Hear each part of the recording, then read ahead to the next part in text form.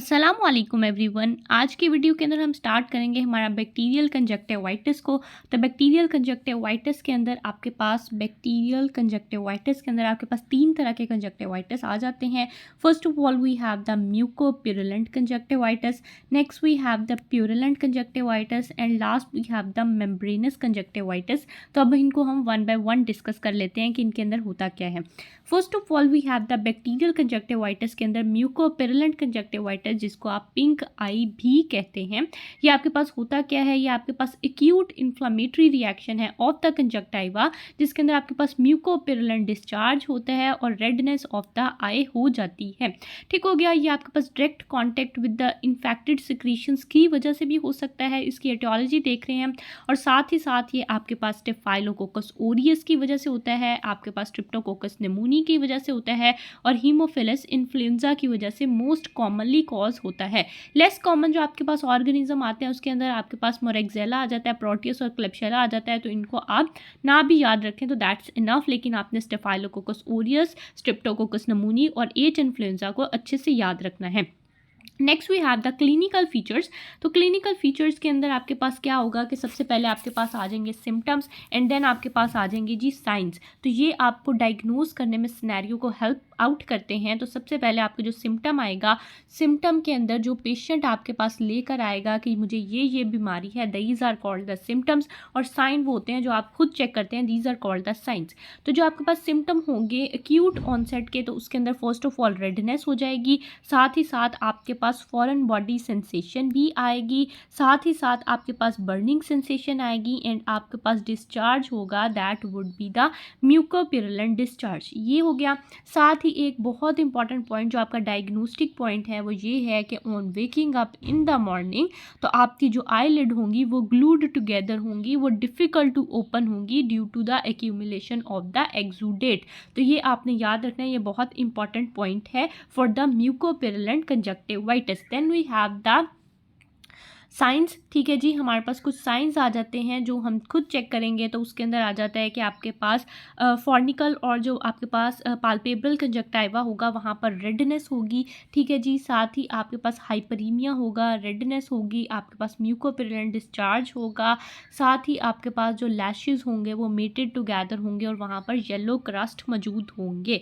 उसके बाद जी हम देख लेते हैं कि हमारे पास क्या होगा जी। इन्वेस्टिगेशंस में आपके पास जो विजुअल एक्विटी होगी वो नॉर्मल आएगी। ठीक है, विजुअल एक्विटी आपके पास नॉर्मल होगी, जो आपके पास पेपिलरी रिएक्शन होगा वो माइल्ड होगा और आपके पास फ्लेक्स ऑफ म्यूकस जो होंगे वो प्रेजेंट होंगे at the margin of the follicles, यानी जो आपके पास फॉर्निकल कंजक्टाइवा है उसके मार्जिन पे। नेक्स्ट आपके पास आ जाता है कि डेफिनेटिव डायग्नोसिस, तो आपने यही करना है कि वी हैव द पिंक आई। इसके बाद हम इन्वेस्टिगेशंस क्या करेंगे, तो इन्वेस्टिगेशन यानी डायग्नोसिस कैसे बनाएंगे। तो आपने क्या करना है, उसको डायग्नोस करना है क्लिनिकली। आपने उसके साइन सिम्टम देखने हैं, आपने म्यूकोप्यूरुलेंट डिस्चार्ज देख लिया, विजुअल एक्टिविटी चेक कर ली, आपने आईलैशेस को मेटेड टुगेदर देख लिया, तो आपको पता चला कि that may be the pink eye syndrome और मे बी द म्यूकोप्यूरुलेंट आपके पास कंजक्टिवाइटिस। अब हमने उसको फर्दर इन्वेस्टिगेट करना है, तो हम उसके लिए लैब इन्वेस्टिगेशंस जो हैं वो इतनी ज़्यादा रिक्वायर्ड नहीं होती, लेकिन हम अगर बहुत ही ज़्यादा डेफिनेटिव जाना चाहते हैं तो हम कल्चर करा सकते हैं एंड सेंसिटिविटी करा सकते हैं, कल्चर एंड सेंसिटिविटी हम करवा सकते हैं। नेक्स्ट आपके पास आ जाता है जी ट्रीटमेंट क्या होगा। तो इसकी ट्रीटमेंट फर्स्ट ऑफ ऑल हम जब भी किसी चीज़ की ट्रीटमेंट करते हैं तो हम पहले जाते हैं जी उसकी कंजर्वेटिव ट्रीटमेंट की तरफ, फिर हम उसकी मेडिकल ट्रीटमेंट की तरफ and then we have to go towards the surgical treatment. अब इसके अंदर कोई सर्जिकल ट्रीटमेंट तो बनती नहीं है, तो सर्जिकल वाले को हम माइनस कर देंगे। अब आपने इसके अंदर कंजर्वेटिव और मेडिकल ट्रीटमेंट के अंदर रहना है। फर्स्ट ऑफ ऑल आपकी कंजर्वेटिव ट्रीटमेंट के अंदर क्या होगा कि हमने इरिगेशन करनी है जी कंजक्टाइवा की। सेकेंडली हमने क्या करना है कि हमने लिड की हाइजीन को मेंटेन रखना है, हमने एक्सुडेट को रिमूव करना है, हमने क्रस्ट को रिमूव करना है, हमने लैशेस जो मेटेड टुगेदर थे उनको ठीक करना है। ठीक है, तो हमने उसको कंजर्वेटिवली ट्रीट करना है। नेक्स्ट हमारे पास जो पेशेंट होगा उसका जो हैंकरचीफ है, पिल्लो है, उससे हमें अच्छी तरह से साफ़ सुथरा रखना है, यानी रोज़ धोना है, रोज़ उसको साफ़ करना है ताकि वो भी आपकी हाइजीन को मेंटेन कर सके। नेक्स्ट आपके पास आ जाती है जी मेडिकल ट्रीटमेंट। तो मेडिकल के अंदर आप टॉपिकल एंटीबायोटिक्स भी दे सकते हैं ड्रॉप्स की फॉर्म में, जिसके अंदर आपके पास ब्रॉड स्पेक्ट्रम आ जाती है। क्लोरामफेनिकोल है, आपके पास जेंटामाइसिन, टॉब्रामाइसिन है, सिप्रोफ्लॉक्सासिन है। या आपने 4 to 6 टाइम्स देनी है, 2 आर्ली या 6 आर्ली पर डे। ठीक हो गया। नेक्स्ट आपके पास आ जाती है जी एंटीबायोटिक की ऑइंटमेंट भी देनी है, जो आपने बेड टाइम पे देनी है। पॉलीफेक्स मोस्ट कॉमनली इस्तेमाल होती है, जिसके अंदर आपके पास जो एक्टिव एजेंट होता है वो पोलेमायोसिन सी होता है। तो कई बार आपसे वाइवा में ये पूछ लिया जाता है, तो ये भी आपने याद रखना है। Next we have the tobramycin, ciprofloxacin, और ये डायरेक्टली आप जो है लोअर फॉर्निक्स के अंदर लगाते हैं फॉर द बेड टाइम। ठीक हो गया, ताकि आईलिड जो है वो आपकी स्टिकी ना हो सके। ठीक हो गया। After 1 week if doesn't resolve, अगर वो रिजॉल्व नहीं होता तो हमने फॉलो अप कराना है फॉर द आफ्टर 1 वीक। ठीक हो गया। तो ये था जी आपका बेसिक सा topic for the mucopurulent conjunctivitis. Next हम देख लेते हैं जी आपके पास मैनेजमेंट क्या होनी चाहिए फॉर द म्यूकोपिरुलेंट कंजक्टिवाइटिस यानी पिंक आई की। तो जब भी आपके पास मैनेजमेंट का क्वेश्चन आता है तो आपने सिर्फ ट्रीटमेंट नहीं लिखनी होती, आपने हिस्ट्री लिखनी है, आपने एग्जामिनेशन लिखनी है, आपने इन्वेस्टिगेशन लिखनी है, एंड देन फर्दर आपने ट्रीटमेंट को लिखना है। तो ये आपके जो सारे पॉइंट्स होते हैं ये आपकी मैनेजमेंट में आते हैं। तो फर्स्ट ऑफ ऑल हम देख लेते हैं हिस्ट्री क्या लेंगे। हम पूछेंगे उससे कि ऑनसेट कब हुआ, ड्यूरेशन क्या थी, डिस्चार्ज कैसा है, और आपके जो आई लैशेज हैं वो मेटेड टुगेदर हैं। तो ये आपकी हिस्ट्री पूछेंगे। आप एग्जामिनेशन क्या करेंगे, आप विजुअल एक्विटी चेक करेंगे जो नॉर्मल होगी। ठीक है जी। एग्जामिनेशन कंजक्टिवा की करेंगे, जिसके अंदर आपको हाइपरीमिया यानी पिंक आई नजर आएगी, म्यूकोपिरुलेंट डिस्चार्ज नजर आएगा ऑन द फॉरनेक्स। साथ ही आपके पास मेटेड आपको आई लैशेज नजर आएंगे, येलो क्रस्ट नजर आएंगे, विजुअल एक्विटी नॉर्मल होगी, और पेपिलरी रिएक्शन में भी प्रेजेंट, माइल्डली प्रेजेंट हो सकता है। नेक्स्ट आपके पास आ जाता है जी इन्वेस्टिगेशन। तो इन्वेस्टिगेशन के अंदर हम उसको क्लिनिकली डायग्नोज करेंगे, और साथ ही हम कल्चर और सेंसिटिविटी करा सकते हैं। नेक्स्ट आपके पास आ जाता है जी ट्रीटमेंट। तो ट्रीटमेंट के अंदर वही आ गया, सबसे पहले आपके पास कंजर्वेटिव है, एंड देन आपके पास मेडिकल ट्रीटमेंट है। कंजर्वेटिव के अंदर हमने लिड की हाइजीन को मेनटेन करना है, हमने क्रस्ट को रिमूव करना है, हमने डिस्चार्ज को रिमूव करना है, हमने उसकी लिड की हाइजीन को मेनटेन करना है, इरीगेशन करनी है। मेडिकल के अंदर हमारे पास टॉपिकल एंटीबायोटिक्स के ड्रॉप्स आ जाते हैं, जिसके अंदर आपके पास सिप्रोफ्लॉक्सासिन, जेंटामाइसिन, टॉब्रामाइसिन, ऑक्सीफ्लॉक्सासिन, आपके पास मॉक्सीफ्लॉक्सासिन डिफरेंट आ जाते हैं। ठीक हो गया। और साथ ही आप ऑइंटमेंट भी दे सकते हैं फॉर द बेड टाइम, जिसके अंदर आपके पास पोलीफेक्स आ जाता है, टॉब्रामाइसिन या सिप्रोफ्लॉक्सासिन आ जाता है, जो आप लोअर फॉरनेक्स पर लगाएंगे ताकि आपकी आईलिड जो है वो मेटेड टुगेदर ना हो जाए। और साथ ही आपने, अगर वो ठीक नहीं होता, रिजॉल्व नहीं होता, तो आपने फॉलो अप करना है आफ्टर 1 वीक। तो ये आपकी होगी जी management of the mucopurulent conjunctivitis. Next जो हमारे पास टॉपिक आ जाता है फॉर द बैक्टीरियल कंजक्टिवाइटिस। तो उसके अंदर आपके पास प्यूरुलेंट यानी गोनोकोकल कंजक्टिवाइटिस आ जाता है। तो अभी मैंने आपको बताया था कि इसको आपने याद रखना है पीजी से, यानी जो आपके पास गोनोकोकल है that must be the purulent discharge. तो आपने इस तरह से इसको याद रखना है। इसकी डेफिनेशन क्या होती है, it is the hyper acute inflammation of the conjunctiva, जो आपके पास करेक्टराइज्ड करती है बाय द प्यूरुलेंट डिस्चार्ज और द रेडनेस ऑफ द आई। अब इसकी जो एटियोलॉजी है यानी जो इसका कॉज होता है उसको आपने किस तरह से याद रखना है। तो ये आपके पास नज़ेरिया गनोरिया की वजह से होता है। ये आपने बात याद रखनी है, अभी हमने देखा कि दैट इज़ गोनोकोकल कंजक्टिवाइटिस। तो ये आपके पास मोस्ट कॉमनली नज़ेरिया गनोरिया की वजह से होता है, जो आपके पास जीआईटी की इन्फेक्शन वगैरह की वजह से हो सकता है। तो आपने ये याद रखना है, जो आपके इन्फेंट्स होते हैं उनमें बर्थ कैनाल के इन्फेक्शन की वजह से हो सकता है, एडल्ट के अंदर ट्रांसमिट कर सकता है फ्रॉम द जेनिटेलिया। तो ये आपके पास ट्रांसमिशन की इसके कॉजेज़ हो सकते हैं। और जो हाइपर एक्यूट इन्फ्लामेशन होती है वो आपके पास 1 डे के अंदर अंदर आपके पास नज़र आने लग जाती है। तो ये आपने याद रखना है। देन हमारे पास आ जाता है जी क्लिनिकल फीचर्स। तो क्लिनिकल फीचर्स के अंदर हमारे पास वही आ जाता है, सबसे पहले सिम्टम्स आ जाते हैं, जैसे कि हम हमेशा से पढ़ते आए हैं। सबसे पहले सिम्टम्स देखने हैं एंड देन साइंस देखने हैं। तो सिम्टम्स में आपके पास क्या आता है, हाइपर एक्यूट ऑनसेट है, यानी 1 दिन के अंदर अंदर हो जाता है। आपके पास थिक क्रीमी डिस्चार्ज पस का नज़र आता है, जो लीक करता है आई के लिड के मार्जिन पे। ठीक हो गया। आपके पास डिस्कम्फर्ट होता है, वो that would be the more severe, और आपके पास पेन होती है अगर कॉर्निया इन्वॉल्व हो जाए। ठीक हो गया। तो ये आपके पास प्रोफ्यूज थिक क्रीमी डिस्चार्ज होता है, पस होती है, पेन होती है ओकेजनली, और आपके पास जनरल कंजक्टाइवल के सिम्टम्स होते हैं। साथ आपके पास आ जाते हैं जी साइंस जो हमने देखने हैं। तो साइंस के अंदर हमने अगर एग्जामिनेशन की है कंजक्टाइवा की, तो हमें हाइपरीमिया नज़र आएगा, हमें डीप रेड वेलवेटी कलर नज़र आएगा, कीमोसिस नज़र आएगा ऑफ द कंजक्टाइवा यानी एडीमा ऑफ कंजक्टाइवा नज़र आएगा, डिस्चार्ज प्रेजेंट होगा, that would be the purulent discharge. साथ ही हम एग्जामिनेशन करेंगे ऑफ द कॉर्निया, तो कॉर्निया के अल्सरेशन जो है वो कॉमन है इसके अंदर, और आपके पास प्री ऑरिकुलर एडीमा और टेंडरनेस भी नज़र आ सकती है। साथ ही एग्जामिनेशन करेंगे लिम्फ नोड्स की, तो प्री ऑरिकुलर लिम्फ एडिनोपैथी भी आपको इसके अंदर नज़र आएगी। नेक्स्ट आपके पास आ जाता है कि एग्जामिनेशन करेंगे आई लिड्स की, तो वो आपके पास एडिमेटस नज़र आएंगे। तो ये आपकी सारी इसके साइंस में आपको नज़र आएंगे। फर्दर इसकी कॉम्प्लिकेशंस क्या होती हैं, तो कॉम्प्लिकेशंस के अंदर आपके पास कॉर्नियल अल्सरेशन हो सकती है, आपके पास इराइटस हो सकता है, एंड आपके पास अराइडोसिस्लाइटिस भी हो सकता है। ये इसकी कॉम्प्लिकेशंस में आते हैं। नेक्स्ट हमने इसको डायग्नोज किस तरह से करना है, तो डायग्नोज हम पहले इसको क्लिनिकल फीचर्स की बेस पे कर सकते हैं। प्रेजेंस ऑफ कोई भी जीआईटी के इन्फेक्शन हो या लैब इन्वेस्टिगेशन वगैरह करा सकते हैं। लैब इन्वेस्टिगेशन के अंदर हम ब्लड सीपी करा लेंगे, ईएसआर करा लेंगे और टोटल ल्यूकोसाइट काउंट करा लेंगे। देन हमारे पास कॉर्नियल स्मीयर भी करा सकते हैं, जिसके अंदर हमारे पास ग्राम स्टेनिंग आ जाता है। कल्चर एंड सेंसिटिविटी करा सकते हैं हम। कंजक्टाइवा की जो हमारे पास स्टेनिंग होती है वो भी करा सकते हैं, जिसके अंदर हमारे पास रोज़ बंगाल हम स्टेन इस्तेमाल करते हैं, और साथ ही फ्लोरेसन करते हैं, लीज अमीन ग्रीन करते हैं। तो ये हमारे पास सारे स्टेन्स होते हैं जिनके ज़रिए से हम कंजक्टाइवा की स्टेनिंग को कर सकते हैं। तो ये सारी इन्वेस्टिगेशन में आप लिख सकते हैं, यानी इसके डायग्नोस बनाने के लिए हम क्या क्या इस्तेमाल करते हैं वो आप लिख सकते हैं।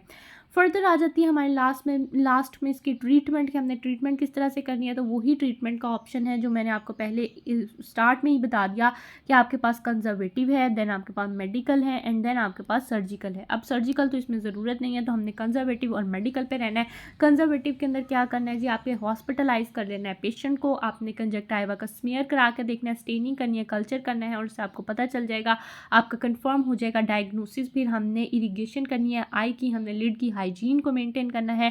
मेडिकल ट्रीटमेंट में आपने टॉपिकल एंटीबायोटिक्स के ड्रॉप देने हैं ड्यूरिंग डे, ऑइंटमेंट देनी है एट द बेड टाइम, ठीक है जी। आप ऑरल एंटीबायोटिक्स को भी ज़रूर ऐड करेंगे। उसके अंदर हमने जो हमारा म्यूकोपिरुलेंट था उसमें हमने ऑरल एंटीबायोटिक्स नहीं दी थी, लेकिन इसके अंदर ऑरल एंटीबायोटिक्स आपने ज़रूर देनी है।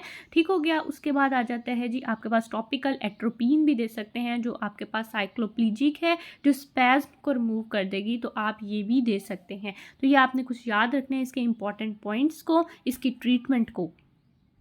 फर्दर हम देख लेते हैं जी मैनेजमेंट ऑफ द प्यूरिलेंट। हमारे पास जो कंजक्टिवाइटिस है तो इसकी हिस्ट्री देखेंगे। हिस्ट्री में आपने ऑनसेट पूछ लेना है, आपने जीआईटी की कोई भी इन्फेक्शन के बारे में पूछना है, डिस्चार्ज और पेन के बारे में ज़रूर पूछना है। Next we have the examination. Examination में आपने कंजक्टाइवा की एग्जामिनेशन की है तो आपको उसके अंदर रेड वेलवेटी अपीयरेंस नज़र आएगी, हाइपरीमिया नज़र आएगा, कीमोसिस नज़र आएगा। आईलिड की एग्जामिनेशन करेंगे तो एडिमेटस नज़र आएगी, आपके पास प्यूरिलेंट डिस्चार्ज नज़र आएगा, आपके पास लिम्फ एडिनोपैथी नज़र आएगी। देन आप कॉर्निया की एग्जामिनेशन करेंगे तो उसके अंदर अल्सरेशन नज़र आएगी और डिस्चार्ज होगा वो प्यूरिलेंट होगा। इन्वेस्टिगेशन जो करेंगे तो लैब की इन्वेस्टिगेशन में आप सीबीसी, ईएसआर और टीएलसी करवा सकते हैं। साथ ही आप कंजक्टाइवा का स्मीयर और कल्चर सेंसिटिविटी करा सकते हैं, और साथ ही आप ग्राम स्टेनिंग करा सकते हैं ऑफ द कॉर्निया, जिसके अंदर आप डिफरेंट स्टेन्स का इस्तेमाल कर सकते हैं। ठीक है, जिसमें आपके पास रोज़ बंगाल स्टेन मोस्ट कॉमनली हम इस्तेमाल करते हैं, या फ्लोरेसेंट स्टेन को इस्तेमाल करते हैं। साथ में आपके पास आ जाती है ट्रीटमेंट। तो ट्रीटमेंट आपके पास कंजर्वेटिव है और मेडिकल है। कंजर्वेटिव में आपने उसको हॉस्पिटलाइज करना है, आपने लिड इरिगेशन करनी है, लिड की हाइजीन को मेंटेन करना है। मेडिकल ट्रीटमेंट के अंदर आपने क्या करना है, टॉपिकल एंटीबायोटिक्स भी देने हैं, आपने ऑइंटमेंट भी देनी है, आपने ओरल या इंजेक्शन भी देना है, आपने सिस्टेमिक एंटीबायोटिक्स भी देनी है, और आपने साथ ही एट्रोपिन के ड्रॉप्स भी देने हैं फॉर द साइक्लोप्लीजिक इफेक्ट। अगर पेन है तो साइक्लोप्लीजिक इफेक्ट की वजह से आपकी पेन जो है वो रिलीफ हो जाएगी। तो ये आपके पास खत्म हो जाता है हमारे पास टॉपिक प्यूरिलेंट कंजक्टिवाइटिस का। बैक्टीरियल कंजक्टिवाइटिस का हमारा जो लास्ट टॉपिक है दैट इज मेम्ब्रेनस कंजक्टिवाइटिस। तो मेम्ब्रेनस कंजक्टिवाइटिस को भी हम यहाँ ही डिस्कस कर लेते हैं। इसके अंदर आपके पास क्या होता है, इसके अंदर आपके पास सीरस डिस्चार्ज होता है। ठीक है, सीरस डिस्चार्ज होता है फॉर द मेम्ब्रेनस कंजक्टिवाइटिस। ये आपके पास एक्यूट इन्फ्लेमेशन है जो करेक्टराइज करती है by the formation of the membrane on the conjunctiva, और ये मोस्ट कॉमनली आपकी किस वजह से होती है, कॉर्नियोबैक्टीरियम डिफ्थेरी की वजह से होती है। ठीक है जी, कॉर्नियोबैक्टीरियम डिफ्थेरी की वजह से मोस्ट कॉमनली होती है। ये बहुत कॉमन है, आपके जहाँ भी मेम्ब्रेनस आएगा तो आपने हमेशा कॉर्नियोबैक्टीरियम डिफ्थेरी करना है। ये आपके पैथो में भी आएगा, आपके अभी आई में भी है, आपके ईएनटी में भी आएगा। जहाँ जहाँ पर भी आपके आएगा मेम्ब्रेनस की फॉर्मेशन हो जाए, मेम्ब्रेन फॉर्मेशन हो जाए, तो हमेशा कॉर्नियोबैक्टीरियम डिफ्थेरी कॉज होगा। उसके बाद जी आपके पास आ जाता है कि इसकी पैथोलॉजी के अंदर क्या हो जाता है। तो आपके पास फिब्रिनस एक्सुडेट आपके पास सरफेस के ऊपर बन जाता है, जो आपकी एपिथेलियम को टेयर कर देता है, और वहाँ पे ब्लीडिंग वगैरह भी हमारे पास वहाँ पे एक मेम्ब्रेन बन जाती है एक्सुडेट की, ठीक है। और जब हम उसको उतारने की या उखाड़ने की कोशिश करते हैं तो वहाँ पर ब्लीडिंग अल्सर्स बनते हैं, तो that is for the membranes आपके पास कंजक्टिवाइटिस। उसके बाद इसके क्लिनिकल फीचर्स आ जाते हैं, जिसके अंदर आपकी आईलिड जो होगी वो स्वेल हो जाएगी, साथ ही साथ आपके पास सीरस डिस्चार्ज होगा, साथ ही साथ जो है ये आपके पाल्पेब्रल और फॉर्निकल कंजक्टाइवा को इन्वॉल्व करेगा, लेकिन बल्बल कंजक्टाइवा को इन्वॉल्व नहीं करता। इसके अंदर ट्रू मेम्ब्रेन बनती है। हम अगर उसको उखाड़ने की कोशिश करते हैं तो वहाँ पर ब्लीडिंग अल्सर बनते हैं। यहाँ पर आपके पास प्री ऑरिकुलर लिम्फ एडिनोपैथी भी हो जाती है, एनलार्जमेंट हो जाती है। इसके कॉम्प्लिकेशंस में क्या आता है, कॉम्प्लिकेशंस में आपके पास कॉर्नियल अल्सरेशन हो जाती है, आपके कंजक्टाइवा को इन्वॉल्व कर लेता है, जिसकी वजह से ट्रेकिएसिस, इंट्रोपियोन, आपके पास डिफरेंट कंडीशंस देखने को मिलती हैं। साथ ही आपकी सिलरी बॉडी की पैरालिसिस भी करा देता है due to its toxic effect. अब इसके हम डायग्नोसिस किस तरह से बनाते हैं, तो आप इसके क्लिनिकल फीचर्स से डायग्नोसिस बना सकते हैं। साथ ही साथ आप लैब इन्वेस्टिगेशन करा सकते हैं, जिसमें हम स्टेनिंग करा लेंगे या कल्चर सेंसिटिविटी करा लेंगे। नेक्स्ट आपके पास आ जाता है जी, लास्ट में हमारे पास रह जाता है ट्रीटमेंट।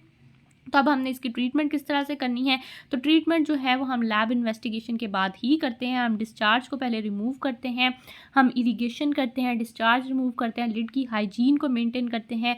देन हम एंटी टॉक्सिन यानी एंटी डिफ्थीरिया जो है वो सीरम देते हैं, ठीक हो गया, उसके यूनिट देते हैं। साथ ही हम टॉपिकल एंटीबायोटिक्स देते हैं और सिस्टेमिक एंटीबायोटिक्स के ओरल इंजेक्शन, ओरल भी दे सकते हैं और इंजेक्शन भी की फॉर्म में भी दे सकते हैं। तो इस तरह से हम अपनी डिफ्थीरिया को ट्रीट करते हैं। एक डिफ्थीरिया की ट्रीटमेंट में बहुत अच्छा निमोनिक जो मेरे पास है आपके लिए, दैट इज़ ए और ए। अब आपको ये कहीं भी आ जाता है आपके पैथो में, आपके ईएनटी, आपके आई के अंदर, तो आपने हमेशा इसकी ट्रीटमेंट, आपको कुछ भी नहीं आता तो आपने ए ज़रूर लिख के आना है। फर्स्ट ए से आता है जी, एयरवे को मेंटेन करना है आपने। जब भी आपके पास कॉर्नियोबैक्टीरियम डिफ्थीरिया की इन्फेक्शन हो गई है तो ईएनटी वगैरह के अंदर आपने एयरवे को मेंटेन करना ज़रूरी होता है।